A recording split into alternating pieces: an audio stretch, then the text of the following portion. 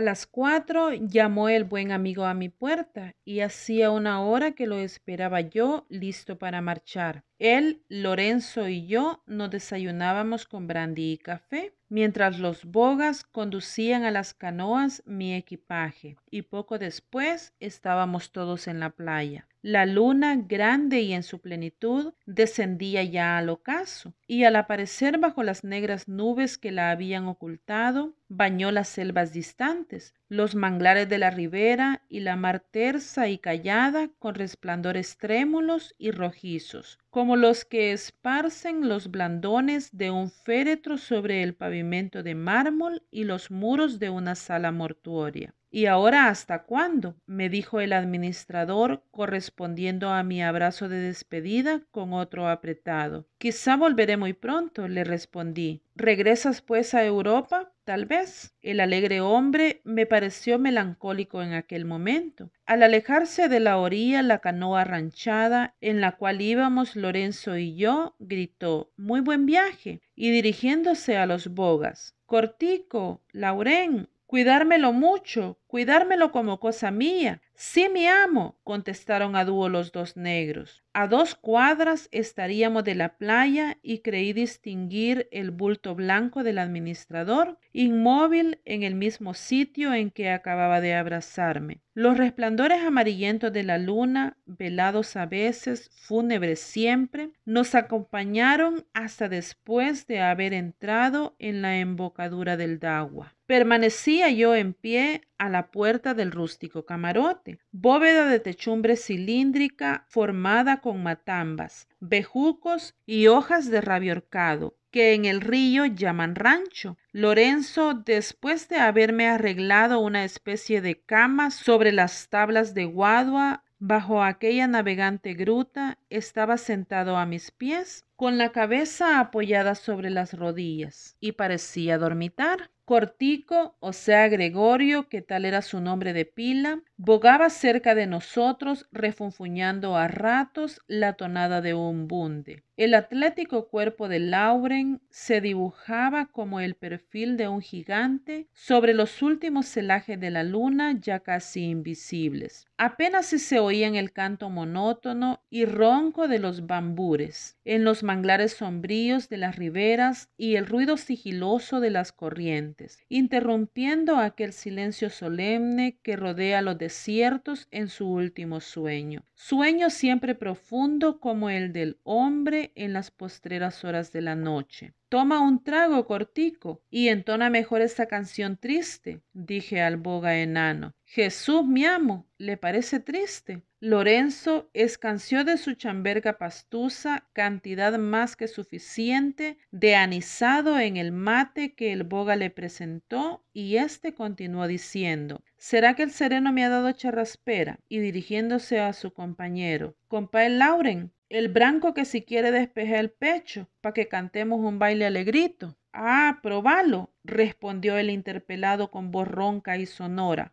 «Otro baile será el que va a empezar en el oscuro, ya sabe, por lo mismo, seño». Lauren saboreó el aguardiente como conocedor en la materia, murmurando: «Del que ya no baja». «¿Qué es eso del baile a oscuras?», le pregunté. Colocándose en su puesto, entonó por respuesta el primer verso del siguiente bunde, respondiéndole Cortico con el segundo, tras de lo cual hicieron pausa y continuaron de la misma manera hasta dar fin a la salvaje y sentida canción. «Se nos hunde ya la luna, rema, rema. ¿Qué hará mi negra tan sola? Llora, llora. Me coge una noche oscura, San Juan, San Juan. Escura como mi negra, ni má, ni má. La luz de sus ojos míos, dermá, dermá. Los relámpagos parecen boga, boga». Aquel cantar armonizaba dolorosamente con la naturaleza que nos rodeaba. Los tardos ecos de esas selvas inmensas repetían sus acentos quejumbrosos, lentos y profundos. «No más bunde», dije a los negros, aprovechándome de la última pausa. «¿Le parece a su merced mal cantado?», preguntó Gregorio, que era el más comunicativo. «No, hombre, muy triste». «¿La juga?». «Lo que sea». «Alabao, si cuando me canta bien una juga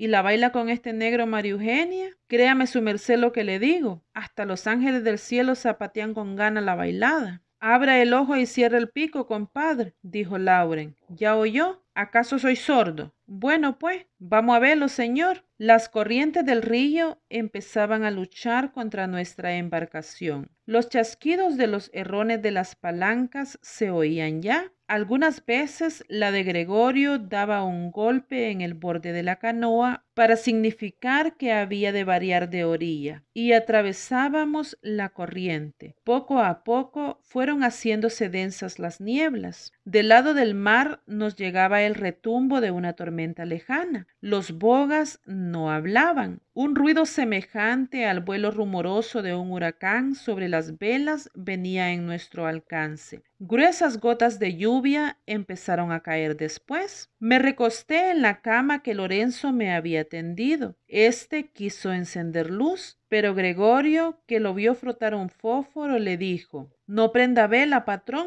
porque me deslumbro, y se embarca la culebra. La lluvia azotaba rudamente la techumbre del rancho. Aquella oscuridad y silencio eran gratos para mí, después del trato forzado y de la fingida amabilidad usada durante mi viaje con toda clase de gentes. Los más dulces recuerdos, los más tristes pensamientos volvieron a disputarse mi corazón en aquellos instantes para reanimarlo o entristecerlo. Bastábanme ya 5 días de viaje para volver a tenerla en mis brazos y devolverle toda la vida que mi ausencia le había robado. Mi voz, mis caricias, mis ojos que tan dulcemente habían sabido conmoverla en otros días. ¿No serían capaces de disputársela al dolor y a la muerte? Aquel amor ante el cual la ciencia se consideraba impotente, al cual la ciencia llamaba en su auxilio, debía poderlo todo. Recorrí a mi memoria lo que me decía en sus últimas cartas. La noticia de tu regreso ha bastado para volverme las fuerzas. Yo no puedo morirme y dejarte solo para siempre. La casa paterna, en medio de sus verdes colinas, sombreada por sauces añosos, engalanada con rosales, iluminada por los resplandores del sol al nacer, se presentaba a mi imaginación. Eran los ropajes de María los que susurraban cerca de mí, la brisa del zabaletas la que movía mis cabellos, las esencias de las flores cultivadas por María las que aspiraba yo, y el desierto con sus aromas, sus perfumes y sus susurros era cómplice de mi deliciosa ilusión. Detúvose la canoa en una playa de la ribera izquierda. ¿Qué es? Pregunté a Lorenzo. Estamos en el arenal. ¡Opa! Un guarda, ¿qué contrabando va? Gritó Cortico. Alto, contestó un hombre que debía estar en acecho, pues dio esa voz a pocos pasos de la orilla. Los bogas soltaron a dúo una estrepitosa carcajada, y no había puesto punto final a la suya Gregorio cuando dijo: San Pablo bendito, que casi me pica este cristiano. Cabo Anselmo, a usted lo va a matar un reumatismo. Metió en un carrizal. ¿Quién le contó que yo subía, señor? Bellaco, le respondió el guarda. Las brujas. A ver qué llevas. Buque de gente. Lorenzo había encendido luz y el cabo entró al rancho, dando de paso al negro contrabandista una sonora palmada en la espalda, a guisa de cariño. Luego que me saludó franca y respetuosamente, se puso a examinar la guía, y mientras tanto, Lauren y Gregorio, en pampanía, sonreían asomados a la boca del camarote. El primer grito de Gregorio al llegar a la playa alarmó a todo el destacamento. 2 guardas más, con caras de mal dormidos y armados de carabinas, como el que aguardaba agazapado bajo las malezas, llegaron a tiempo de libación y despedida. La enorme chamberga de Lorenzo tenía para todos, a lo cual se agregaba que debía estar deseosa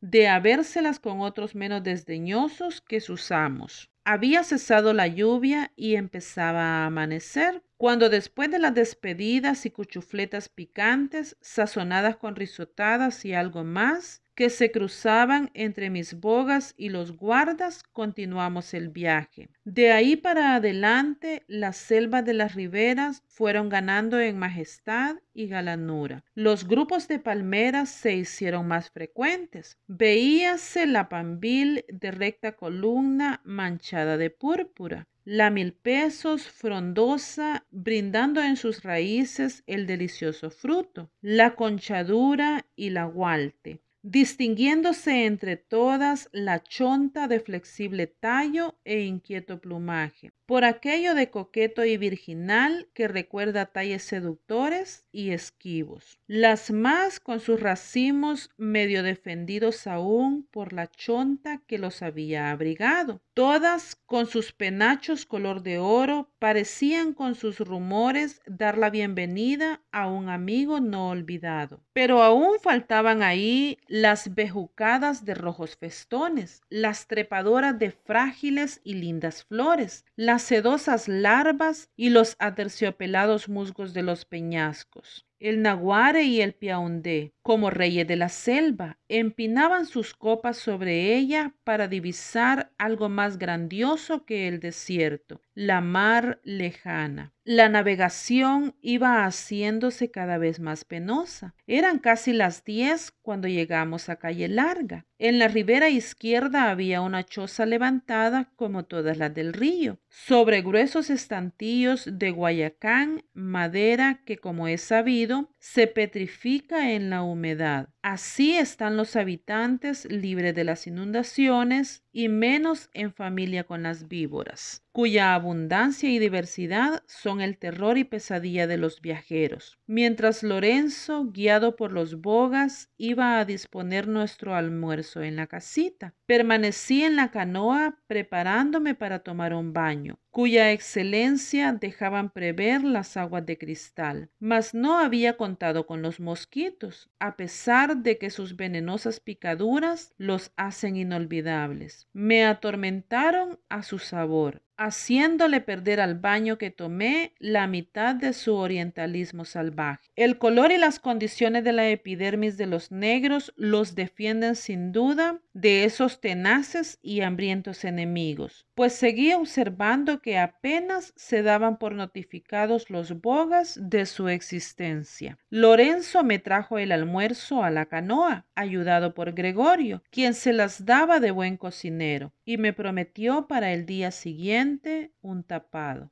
Debíamos llegar por la tarde a San Cipriano, y los bogas no se hicieron rogar para continuar el viaje, vigorizados ya por el tinto selecto del administrador. El sol no desmentía ser de verano. Cuando las riberas lo permitían, Lorenzo y yo, para desentumirnos o para disminuir el peso de la canoa en pasos de peligro, confesados por los bogas, andábamos por algunas de las orillas cortos trechos, operación que ahí se llama playar. Pero en tales casos, el temor de tropezar con alguna guascama o de que alguna chonta se lanzase sobre nosotros, como los individuos de esa familia de serpientes negras, rollizas y collareras lo acostumbran, nos hacían andar por las malezas más con los ojos que con los pies. Era inútil averiguar si Lauren y Gregorio eran curanderos, pues apenas hay boga que no lo sea y que no lleve consigo colmillos de muchas clases de víboras y contras para varias de ellas, entre las cuales figuran el guaco, los bejucos atacasangre, siempre viva,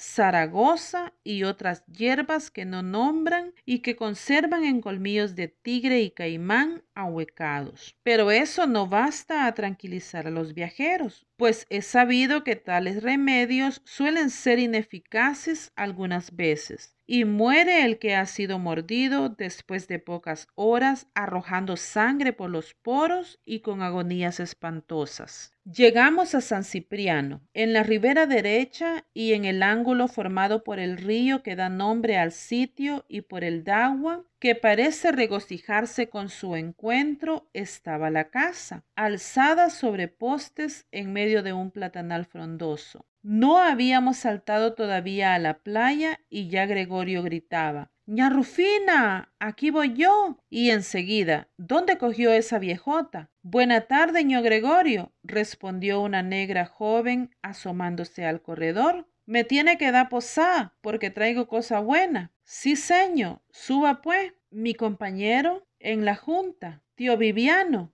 así maño, Gregorio. Lauren dio las buenas tardes a la casera y volvió a guardar su silencio acostumbrado, mientras los Bogas y Lorenzo sacaban los trastos de la canoa. Yo estaba fijo en algo que Gregorio había llamado viejota sin hacer observación. Era una culebra gruesa como un brazo fornido, casi de 3 varas de largo, de dorso áspero, color de hoja seca y salpicada de manchas negras, barriga que parecía de piezas de marfil ensambladas, cabeza enorme y boca tan grande como la cabeza misma, nariz arremangada y colmillos como uñas de gato. Estaba colgada por el cuello en un poste del embarcadero y las aguas de la orilla jugaban con su cola. ¡San Pablo! Exclamó Lorenzo, fijándose en lo que yo veía. ¡Qué animalote! Rufina, que se había bajado a alabarme a Dios, observó riéndose que más grandes las habían muerto algunas veces. ¿Dónde encontraron esta?, le pregunté. En la orilla, mi amo, allí en el chipero, me contestó, señalándome un árbol frondoso distante 30 varas de la casa. ¿Cuándo? A la madrugadita que se fue mi hermano a viaje. La encontró armá